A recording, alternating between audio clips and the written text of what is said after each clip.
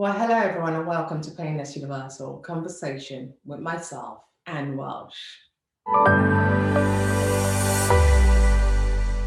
Today we'll be talking about confidence while speaking. So many people still struggle to get that confidence to speak in public.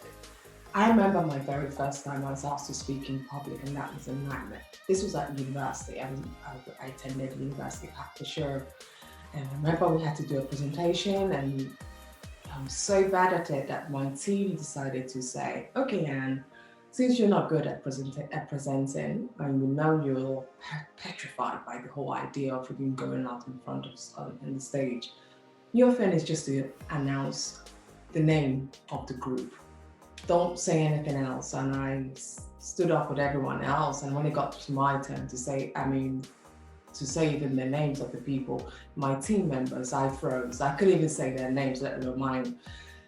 And it just shows how important and how so many people don't make changes from those embarrassing days of universities or whatever to improve their confidence.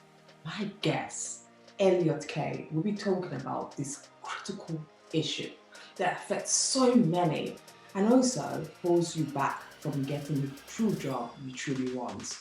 Who is Elliot? For the last decade, he's worked with business owners, managing directors, investors, and entrepreneurs to help them stand out when they're pitching or looking to win businesses.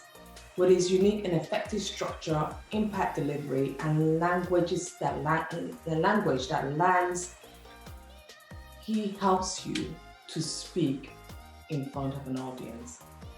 Elliot is a two-time best-selling author, and his last book, Speak, Influence, and Sell, focuses on winning the heart and mind of your ideal client, which essentially, if you are to win businesses in any client. He's written 4 books, 2 of them are bestsellers, and he's worked with some of the leading brands such as Sky TV, Talk, and Waterstones on their customer service entrepreneurs to get them into the media and successfully pitch on Dragon's Den on MasterChef professionals. He's spoken in front of team leaders, manager on pitching and winning new businesses. I myself are truly excited to talk to Elliot, to understand, and hopefully by listening to this conversation, you learn 1 or 2 things on how to improve your businesses. And please read his book as well, because his book, I can't do everything. His book will tell you more. Meet Elliot. Well, hello everyone, and welcome again to Painless Universal Conversation with myself. As I said in my introduction, today's topic is something I'm really honored and humbled to have Elliot with me to talk to us about speaking confidence, which so many people suffer from. He's the founder of Public Speaking Training Company. He would coach us and tell us how he got his own voice and how we can find our own voice and confidence to do and make important presentation and win that business. Elliot, thank you so much. How are you today? I am even better for being on your show.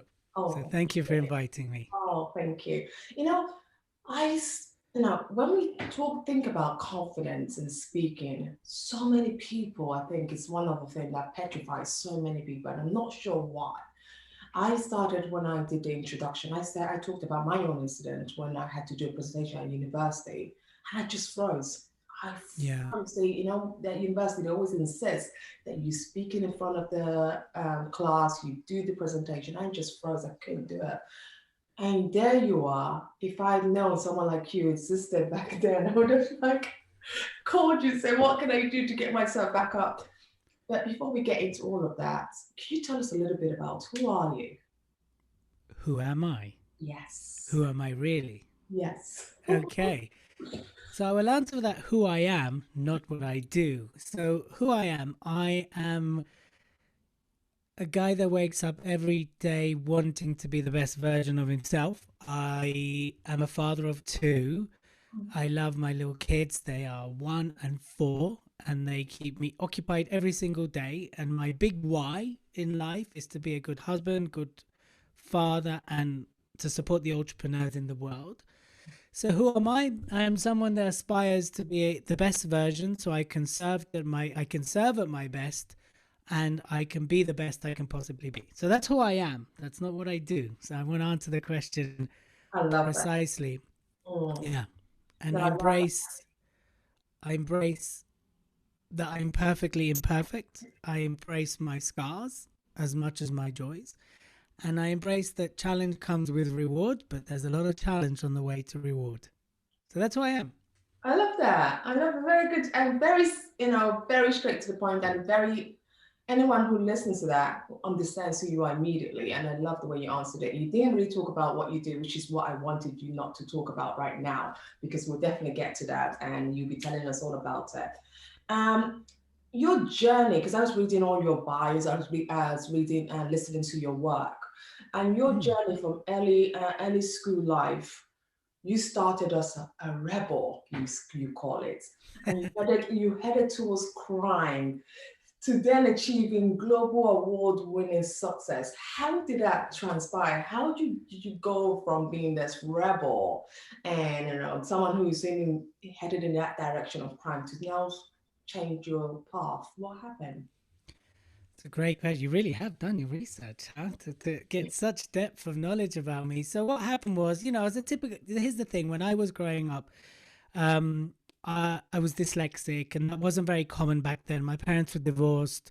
That wasn't common back then. I was asthmatic. I had eczema. My dad was an alcoholic. So I was massively misunderstood in my youth. So of course I did what everyone does, and I rebelled. I hung out in parks. I got into fights. I started smoking. I started drinking. I don't think there's anything particularly unique. I got into knife fights. Nothing on a regular basis, but here and there. And what actually happened is my mom, my dear mom, plucked me out of the environment we lived in, and she moved us to a smaller village. Oh, And she said, the reason we're moving is because I want to save your future. And at the time, I didn't understand that. She goes, you are going to be a criminal. You're out every night. You come back late, and this was at 12, right? We moved when I was just about 16. So she'd had enough. I was one of those guys. And then there I really started to form really deep relationships and really deep friendships. I suppose one could say I became cool. I don't know how that happened. I'm not cool now, but I was cool then. And I started then to, of course, explore different ways of expression. I was still a terrible student. I still misunderstood. I still couldn't write. I still couldn't read. When I wrote, I used to get grilled for my handwriting, and I was told I wasn't putting enough effort. When I didn't read, I was told I was lazy because I wasn't reading. And it came to a point where even when I was down in Kingsbury High School, when I in North London, the teachers would go, Elliot, listen, are you going to be quiet all day? Should we tell you to leave now? And I was just like, well, I guess I'll leave then, shall I? Like, cool, just go. I just want an easy day. So I used to just roam around. I mean, what do you expect? And then what happened was I some reason enrolled in a play, a Shakespeare play at school. And that kind of started my journey of expression. Then I went to Performing Arts College, and that again, it enhanced my expression. I then pursued it at university, but it was all theory. I went and enrolled in this whole performing thing, and it was theory. So I left that and pursued my path to be a professional dancer. So at the age of 21, I decided to become a professional dancer against all odds. I had long hair, big glasses. I was a rocker. I was like, I really didn't fit the mold. I've never fit the mold, even in my thinking.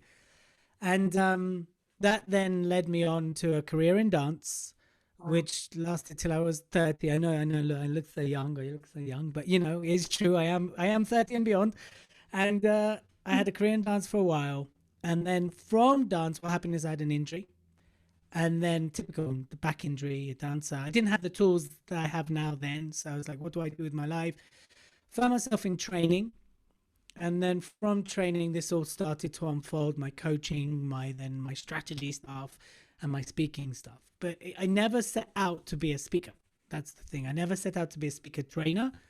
It evolved, it happened. And then as I was launching my coaching business, my business partner at the time got in touch and was like, hey, do you want to get involved in this? And at the time, let me just quickly tell you this. I'd just come back from Australia. I was broke. I got dumped for a billionaire by a woman I loved. And I fell into dispute with a company that went to pay me. So when she rang me, I was completely flat out. But that's how I ended up where I am today, in a nutshell. That's an amazing story. Oh my goodness. You went through all that. And I recall, not in a different way, I won't say just pain, but you went through different stages of your life. But how did you gain confidence in speaking? Because you weren't always a speaker. You were into No. dancing, and dancing doesn't really require any kind of, it requires some speaking, but not really. How did you transpire from, doing this and now saying, okay, I'm confident. I could actually do this. Okay, how did you gain your confidence in doing this? What gave me confidence, and I think this is something that relates back to the point you made right at the beginning about you froze and all that. And I think we can dissect that in a minute. However, what gave me confidence is a big why. And this is one of the first things I tap into when I do our training. The first thing I'm like, you've got to have a big why. Because this isn't an easy journey for you to stand there on stage, expose yourself emotionally, vulnerability, mentally, the amount of energy you need to put in to get speaking gigs, to be a sustainable speaker. You've got to have a big why. And what gives me that confidence, and will give anyone a confidence, I suppose for you as well, when you found your calling, is your why. And I know some like, oh, that's so cliched, but it's so true. And what helped me get that confidence to move from using my body to express myself was tapping into big why. And the big why was to serve people, was to help people have transformative lives. It's slightly changed and evolved since, but once I had that in the forefront, once I understood the power of standing on stage now, virtually or not, and being able to move an audience into action, Mm, my nerves became irrelevant. What I thought became irrelevant because it was about them. that's And interesting. that's what gave me the confidence. Yeah, that's interesting. It's very true because once you have the path, you understand why you're there. You understand the reasons actually to help others, to share your story in a meaningful and purposeful way, and that people are going to leave that room feeling like, oh my goodness, I learned one or two things. It's true. I never thought about it that way actually, because yeah, I just did it. But now I look, I reverse my life and I understand actually probably did it. That's the only reason. That's the only thing that gave me that confidence to keep doing it. Or else, I don't think I would ever go that way. And one, but I'm still struggling with this. Is that building that stage, great stage presence? Because I think there's something that people could be a great speaker, and I think like Hmm. go to religious places, the people who are leading those things, they're great speakers, and that's why people come back. But what does it take to build that great, you know, that great stage presence that when you go into a room, you light the audience on fire? I love that question. I want to qualify this again to all your viewers and listeners, right? That anybody can learn this skill. It's not for the chosen few. It's not, Mm. oh, I'm just not that. Unless you're a coder that likes sitting in the dark and doesn't want, I mean, if you don't want to speak, it's not for you. But if you do, everybody can learn it. I just want to be very clear about that. So there's several elements that build up someone to be an incredible speaker, charismatic speaker, an enrolling speaker. And if we look at the kind of the six key areas we discuss, well, confidence, of course, is one of them, but it's the confidence to stand on stage. It's the confidence to sell yourself, not necessarily a product. That's a big part of it. It's the confidence to deal with what can go wrong as much as what can go right, right? So if you look at those different levels of confidence, you've got to be able to manage them all. Because if you're speaking, you're selling, right? Let's not pretend. Even if it's a keynote, even if it's motivational, if even the people in the religious places you talked about, they're still selling. They might be selling the world of God, they're selling the community, they're selling coming back. There's a sale there, as much as people don't admit that. Like, come back next week. Why would I come back next week? I have other things to do. Let me tell you why to come back next week, right? So there's a sale process. Let's not pretend. So that it's understanding that, being confident about it. The other thing to understand is the importance of structure. If you want to be charismatic, it doesn't happen by accident. If you want to be skillful, if you want to enroll audience, structure is key. And a lot of people think, oh, I just stand up, I just talk, yeah, okay. Look, once you have structure, that gives you the freedom to express. It gives you this freedom and the confidence to maneuver, be in and out of the structure. But if we didn't have a spine, we'll be floppy. It's exactly the same. If you don't have a structure to your talk, you never know where it's going to lead. You never know where it's going to end. The audience don't know at all, But for you to be charismatic and expressive, you've got to understand where it's going. And a structure is essential. And one of my key things is structure, structure, structure, but structure that gives you freedom, not constricts you. And a lot of people think that structure is script. And I'm not about the script, I'm about the structure, right? There's a reason why Martin Luther King, when he delivered his speech, and that was about 1,000th time he'd done that speech, he was able to channel and move off and off script. I mean, he didn't even know how he was going to open until someone shouted in from the crowd, you know, Martin, open with this, I have a dream. And then he just went, I had a dream, right? There's a lot of stuff. But he'd done it again and again and again, right? So structure. The other thing, of course, is repetition. Repetition creates mastery. You've got to be doing it again and again and again. But you've got to do it with a student's learning mindset. So you review, what could I do better? But not in order to beat yourself up. It's like, what could I have done better? Okay, that was great. I mean, people love me. How can I increase that? It's understanding the use of emotional depth, right? And understanding how to use that. And again, to that, there are structures to use. It's the power of storytelling. Think about all the great speakers you're thinking about, or anyone listening. They're great storytellers. They take us on a journey like a great Hollywood movie. If you become a great storyteller, you will be a charismatic speaker, full stop. That's the other side of it as well. Using the right language that's suitable for your audience. Again, if we dial back to Martin Luther King, why was his talk so successful? Even though I mean, you know, he did a lot of them. Why was he so successful at the time versus other people that were saying the same thing? Because Martin Luther King found the common language that related to the people he wanted to inspire across the country, not to a certain demographic. And actually, it reached far beyond the community he wanted to inspire. So language is so important. And again, people often talk from their model of the world, but you need to build a bridge to someone else's model of the world if you want them to buy into you. And those are the components. Does that answer your question? That answers it in a big way, because I learned a lot from just listening to these short things you said. And I'm sorry, I will have to keep replaying that, because that is so informative what you just given out. Because you are saying that there's certain key things, elements that within speaking that one needs to focus on. And once you kind of get those things right, they're obviously reading your book, of course, but once you start getting those key things right, it's much easier. My also concern a lot with speaking is how do you move from your speaker to becoming a business person? I think this is what a lot of people they get stuck at. Yes, I'm a good author. It's almost like I'm an author. I write books. Okay, yeah, good for you. You write books, but that has to also be a business. How do you transfer that communication skills, which one is so good at, and using it as a business tool? Absolutely. That's a great question. We get that a lot. And I think first things first, understand, you know, you write a book really to win business. Whatever book, unless you're J.K. Rowling and you're in that kind of 1% of the world. You know, if you look at the book awards in America, like the biggest book prestige awards, they go on sales of 3,000 books. And that's across America. And these are the thought leaders. So you write a book really to get speaking gigs or win business. And the way you transfer that is you're already communicating one thing, but it's understanding that just because you're a good author doesn't immediately make you a good speaker, and that you need to train and adapt. Vice versa, because I'm a great speaker does not make me a good author, right? I've written 4 books so far. I can tell you the first one is terrible. The second one's better because it was a collaboration with someone else. The third one I'm particularly proud of, but I'm not sure it's great English. The fourth one I'm really proud of because I really focused on the English as well. So how you translate your skill is, again, by training, by learning the structures.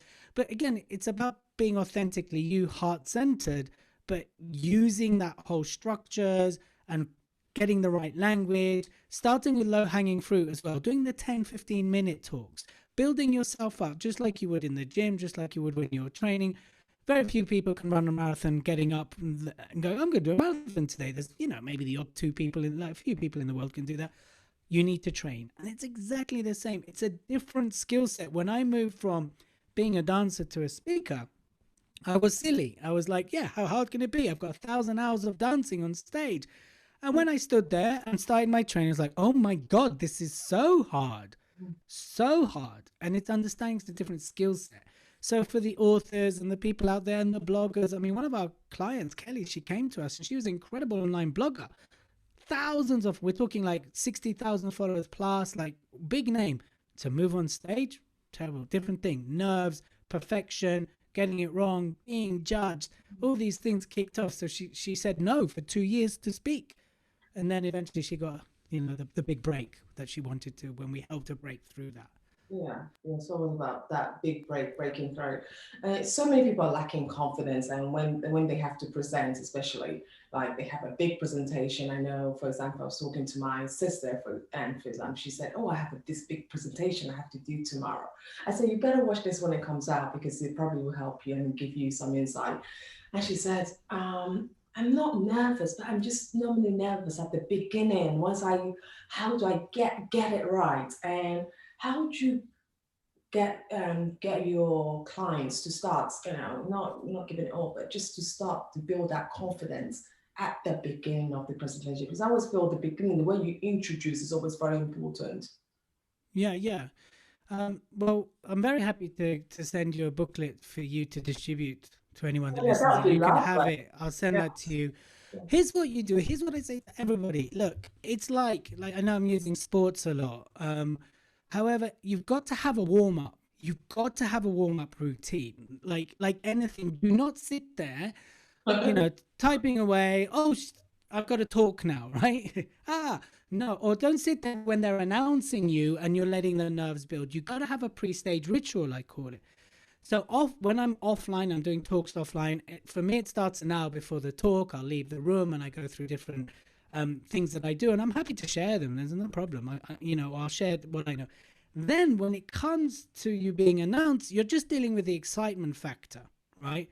Versus the nerve factor. And by the way, the chemical release in the brain is exactly the same. Nerves, excitement, it's exactly the same. So it's just what we associate to it. So there's so many ways to do it. I'll list a few of them off. Again, I'm happy to share a booklet with you. You can take it and distribute it. It's over to you. Things like meditation, just a 10-minute one. I don't mean sit there for 4 hours. I mean, if that works for you, sit there for 4 hours if you want. Just a 10-minute meditation, clearing the mind, it helps. Mindfulness helps. Visualization, right? And visualization is different from meditation because visualization is sitting there visualizing the talk versus meditation is emptying the mind. You can use neuro-linguistic programming, things like anchoring, which will help you kind of just get into a good state. You can use emotional freedom technique, which is all the tapping stuff, which is based on acupressure, key points. And there's some mantra you say to it, affirmations, praying, letting go, asking a higher power to be, surrendering in a way that, setting the intention, what will it take for me to serve this audience, to be the best I can be, and you let go of it. So those exercise, jumping, star jump, push-ups, there's a reason why speakers do that. It's to get control of the nerves, right? And that's, of course, one of the other things is tapping into your big why you're doing this. Remember that. If it's part of your big why, it'll shrink your nerves. There's a great TED Talk. Can I mention it? Not by me. Yes. Yeah? By Amy Cuddy. And it's all about power poses. And there's certain poses you can do for 2 minutes before an interview, a presentation, a talk, which have been proven to up your level of confidence. So I highly recommend watching that Amy Cuddy's Power Poses talk. It's got millions of views across the world. And there's the Wonder Woman pose and then there's the Superman pose, and it's fun. You go to the loo and you stand as Wonder Woman for 2 minutes, and then you've got more confidence. So that's one of the things I would suggest to do. So yes, those are some of the ways. Send it across there, and I will definitely share it on the different platforms as well, so I could distribute it for anyone who might be concerned. Your speaking has helped you build 3 successful businesses. How did you transpire from speaking to building successful businesses? Yeah, this I guess goes back to the other question you asked. It's about being really commercial with your time. And it's understanding that speaking, unless you are, right, let's differentiate. I'm a speaker, that is my business, which means you're always about the fee. Nothing wrong with that. You want to book me, you know what? You want me on your show? This is what it will cost you. Why? Because that is your income. Your voice, your talk is your income, right? And then you need to be commercial with your time. Well, if I'm going to invest X amount of time, this is what it costs me. This is what I need. This is my fee. And that's why you're a fee-based speaker. You still need the 5 key components of running every business: sales, marketing, operations, people, finances, right? You need to look at those 5 key areas of strategy as a speaking business. Now, there's the other side, which is using speaking as a marketing tool, which is where we come in a lot, and that's what we do. And again, it's about going, if I speak, where does this go commercially? So if I'm speaking on this stage, how many people are likely to be there? What is the topic that's relevant to them, which will then enroll them into my sales funnel, which will then allow me to serve them and sell to them along the line. So if you think about it, you can think on 3 different levels. You can think of fee paid speaking. So I get paid for my expertise and the time I spend sharing it, right? That's a speaker business.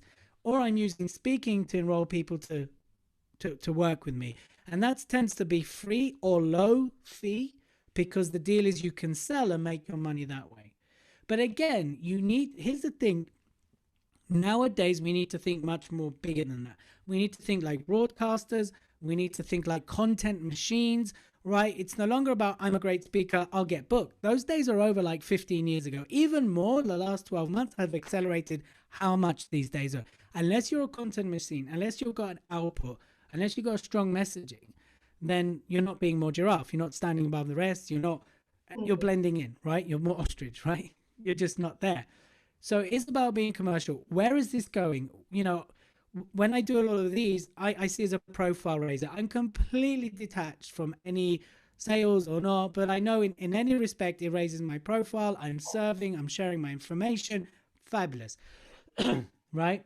So it's just going, okay, where does this fit in our strategy? Sales, marketing, operation, finances, right? And people. Who's the right people to get in touch with? Who are the people to deal with it? So I know I've been talking to your team who are fabulous, right? If you're doing everything, you can't deliver, right? So again, being commercial. So how do you turn into a business? You're strategic about everything. You understand where everything is going. You understand the time investment. You understand the engagement investment. You understand the return on investment. And you think commercially. You're like, if this doesn't work for me, I don't do it. If this isn't in some way I'm adding value and tapping into my big why, whether it's raising my profile or commercially viable, I don't do it. So a lot of people are, I've got a great story, I just want to speak. Okay, cool. You'll get booked a lot, but you'll make zero money unless you think commercially. And that's the thing. I when I work with coaches and authors and speak, I'm like, look, please remember you're a business that has a service. The service is coaching, speaking.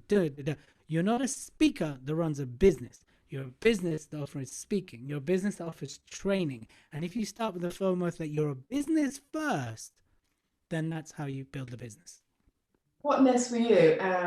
You've done so many great things, and in light of this pandemic, what next for you? And anyone looking to get a copy of your book, especially your recent one, how do they get a copy of it?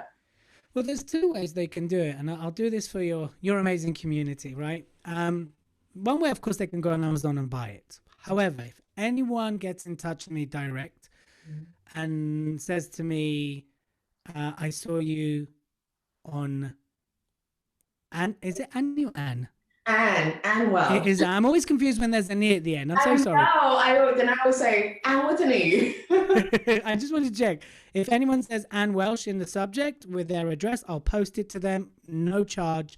I will absolutely give it to them as a gift because I want to spread the word. I won't put you on any lists. The only thing you will receive in the mail, and this is recorded, is my book. That's it, with a signature maybe. So 2 ways they can do it: Amazon, or they, of course, if they want to pay, I won't say no, but if they want a gift from me while it lasts, I will. They only need to put Anne Welsh in the title, and then I will, and their address. And that's it.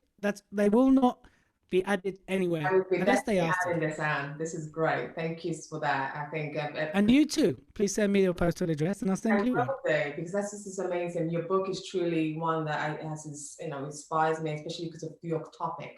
Then the final question is really about the youth. The young generation don't speak much because of the computer games and all of this not. And it's got worse, especially during the pandemic when people have been locked in and they've just stayed indoors and not thinking of what next to do. How can we get the younger generation to build their confidence in speaking? Because I mean, with even to get into certain schools, you need to do a presentation. How can we get those younger generation speaking again? Yeah, that's a great question. I do think there is a movement amongst the younger generations now with social media to express themselves. I think with what happened in the last 12 months, um, is encouraging people to talk more about the conversations we weren't having a few years ago, Mm, to encourage them. Here's what I say, and this is, I work a lot with youth charities. I work with the Princess Trust and I work with the Future Leaders Network. yeah. Get involved with them, number one, I would say, because what they do is phenomenal. First was Future Leaders Network. They've led the Y7, which is the G7 version for the youth. Um, get involved with them. And here's the thing, as a young person, you need to educate us how we need to treat this world, how we need to behave. We need to learn from you because we're not you, and it's not our generation. And whether you're Generation X or a baby boom or whatever, I've got two young kids and I want to leave them a great world. And the only way I'm going to learn is from them. You know, you need to tell us what's at stake. And the way to do it is to go on stage. Look at Greta, right? How she's challenged the whole world to think about the environment, right? At the age of 12, she started, was she 14, 15 now? And we need more of that because unless you're going to speak out, we're going to think everything's okay. And that's why I'd like to encourage the youth to speak out about all topics: violence, crime, sex, you name it, whatever. Speak up about it. You have platforms now. Tell us what is going on for you so we can be better adults to you and serve you better. That's what I'll say to the youth. That is true. That is true. So you just have to brave it and start speaking up. It's true. Greta has made a big impact with the world. Everyone's listening to what climate change is all about, and because she kept emphasizing my generation, and that's her language that she left it with, and made people really look at to her generation and seeing what can be done better.